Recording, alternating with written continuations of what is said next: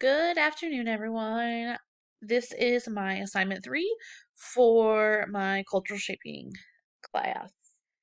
So, for this assignment, we were asked to present our thoughts on how we would develop an environment of change based on the 7 pillars of digital learning. So, looking at the 7 pillars, to me, in previous assignment, I had talked about how important it was for communication. If you ask me, communication is the foundation of all of the pillars, simply because it starts with communication. You need solid communication in order to have student engagement, have a communication creates a great learning environment, and communication promotes professional growth and learning, and follows into public relations, branding, and opportunity. Now, while that's not necessarily the order that they go in, that's just my personal view and how I believe in a thing. So, for me to develop a an environment of change in my current workplace, which, as you guys know, I have given some thought on how my workplace, it's been a little bit rough lately. So, um, giving my thoughts on how I would want to build this out.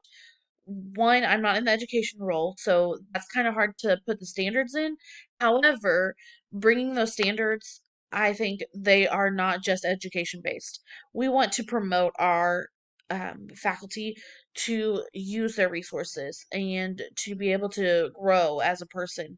So that will help. For the 7 pillars, again, to develop the environment of change. I think that I would start with communication. I would want to have if I were in a leadership role, I would want to have a one-on-one meeting weekly with my employee. We currently have a group meeting, but sometimes I feel like being able to talk one-on-one allows for more opportunity. So I would want to utilize that so that my staff feels comfortable coming to me, making sure that that door is open communication at all times, the good and the bad, and all in between. So once that, I feel like that would keep my faculty engaged, and they're going if we're talking about work and we're working through problems together, they're going to want to talk more about them. So I think that that's something vital when it comes to the 7 pillars. Uh, I want the communication. We're having an environment that we learn all the time. I mean, there is so much with my job on a daily basis that I didn't know the day before. So I want to create that in space where my faculty feels safe and they feel wanted and they feel like they matter. So again, that relates back to communication. I want to tell them that. I want to instill that into them.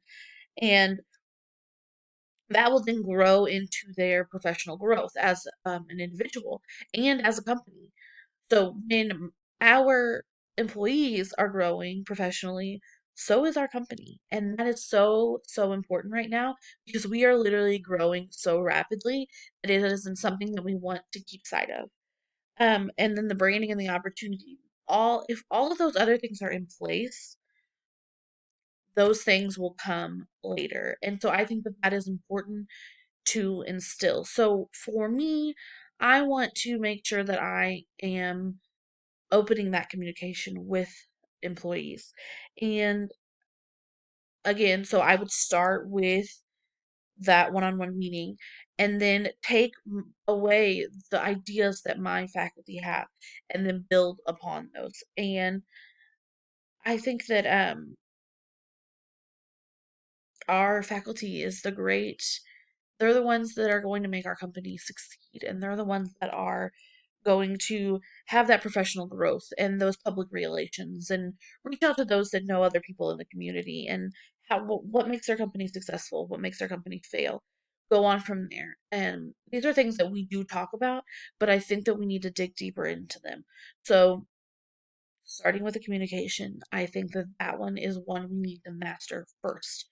Then moving on, all of the other pillars, the other 6 pillars, will fall into place if we work on that. So I think that providing feedback with our faculty for the communication that will also help with building that environment of change.